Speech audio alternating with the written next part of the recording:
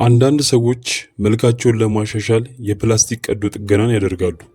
ሌሎች ደግሞ መጀመሪያ የነበራቸውን መልክ ሙሉ በሙሉ ለማጥፋት ይጠቀሙበታል። ከዚህ በመቀጠል ሰዎች ፕላስቲክ ሰርጀሪን ለውበት ሳይሆን እንዲሁ ውስጣቸው ስለፈቀደ ብቻ የገዛ መልካቸውን ያበላሹ 10 ሰዎችን እንመለከታለን።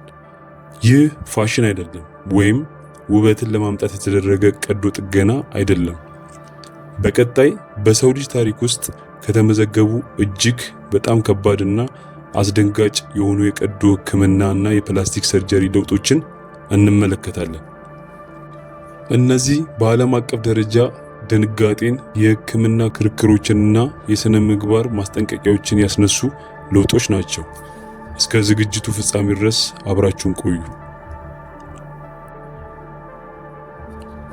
ማይክል ዲያቦ ፋርዶ፣ ብራዚል። ማይክል ዲያቦ ፋርዶ ወይም በቅጽል ስሙ ዲያብሎስ መሳዩ ሰው። ማይክል በቀዶ ሕክምና ከ60 በላይ ከባድ ለውጦችን ያደረገ ሲሆን ከነዚህም መካከል በርካታ የቀንድ ተከላዎችን በራስ ቅሉ ላይ አድርጓል። በፊቱ ላይ የሚደረጉ የተለያዩ ለውጦችን አሰርቷል። ምላሱን አሰንጥቋል። የጥርስ መልሶ ማዋቀርን በራሱ ላይ አድርጓል። የቆዳ ማረዘም የመሳሰሉትን ሰርጀሪዎችን በራሱ ላይ አሰርቷል። የሕክምና ባለሙያዎች እንደሚሉት የተለመደው የፊት አካል አናቶሚ ከእንግዲህ ወዲህ በዚህ ሰው ላይ ተግባራዊነት ላይ እንደማይውል ገልጸዋል። በተጨማሪም እንደ ባለሙያዎቹ ገለጻ በዚህ ደረጃ ላይ ላሉ ግለሰቦች የድንገተኛ ጊዜ አደጋን በተመለከተ ለሚሰጥ እንክብካቤ እጅግ በጣም አስቸጋሪ እንደሚሆኑ ነው። የዚህ ዋና ምክንያት ደግሞ ሰውነታቸው መደበኛውን የሰውነት መዋቅር መከተሉን ስላቆመ ነው።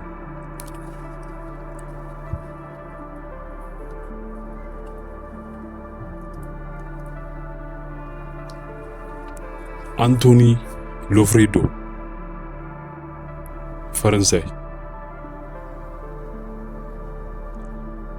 አንቶኒ ሎፍሬዶ ወይም በቅጽል ስሙ ኤሌን መሳዩ ሰው የፈረንሳይ ተወላጅ ሲሆን በጣም ከሚያስጨንቁና የሚያስፈሩ ለውጦችን በራሱ ላይ ካደረጉ ሰዎች መካከል የሚመደብ ነው። የአንቶኒ ዋና ግብ ሙሉ ለሙሉ ኤሌኖችን መምሰል ነው።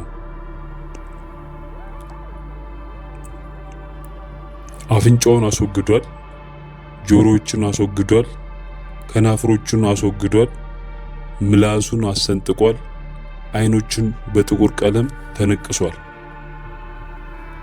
ዶክተሮች ይህንን ጉዳይ ሆን ተብለው የሰው መልክ ለማጥፋት የተደረገ ሙከራ ሲሉ ይገልጹታል። ከዚህ በላይ የሚያስጨንቀው ደግሞ ይህ ሰው በራሱ ላይ የሚያደርጋቸው ነገሮች አሁንም ድረስ የቀጠለ መሆኑ ነው።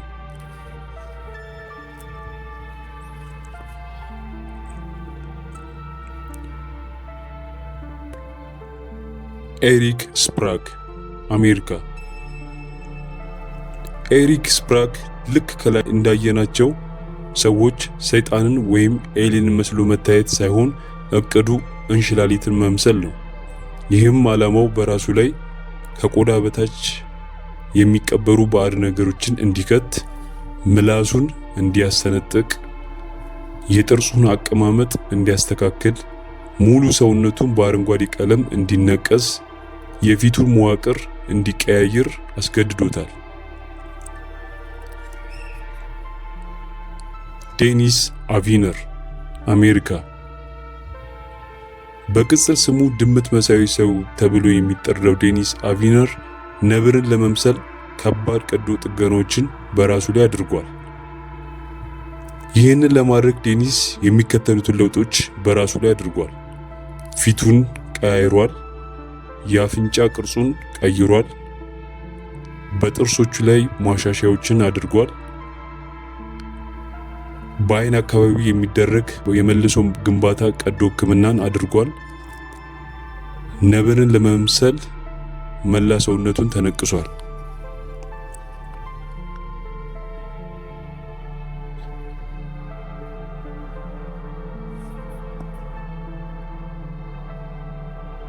ማሪያ ሆሴ ክሪስቲና ሜክሲኮ።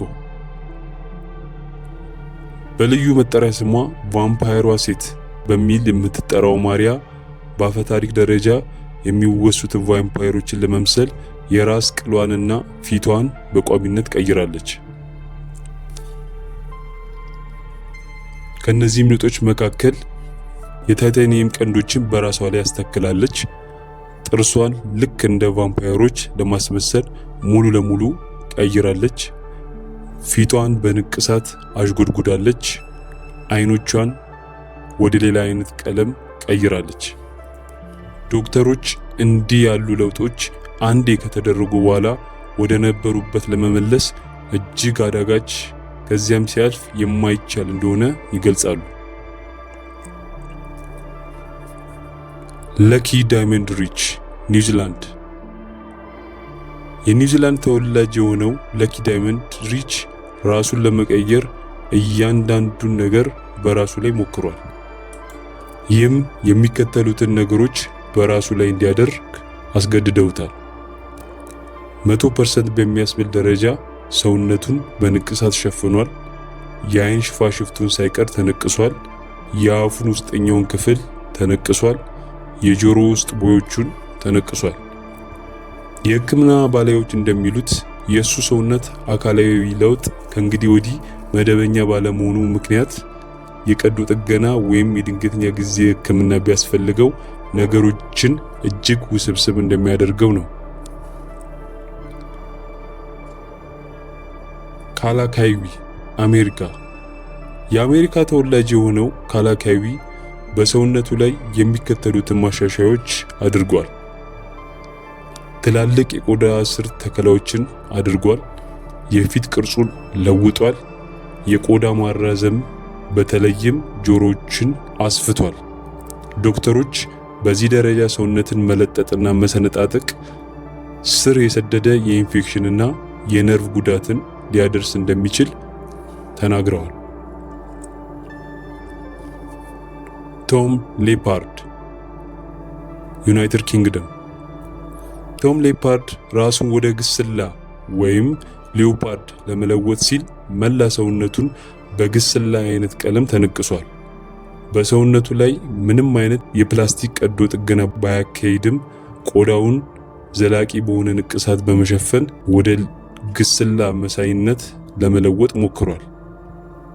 ለውጡ በጣም ጥልቅ ከመሆኑ የተነሳ የመጀመሪያ ማንነቱን ሙሉ ለሙሉ ቀይሮታል።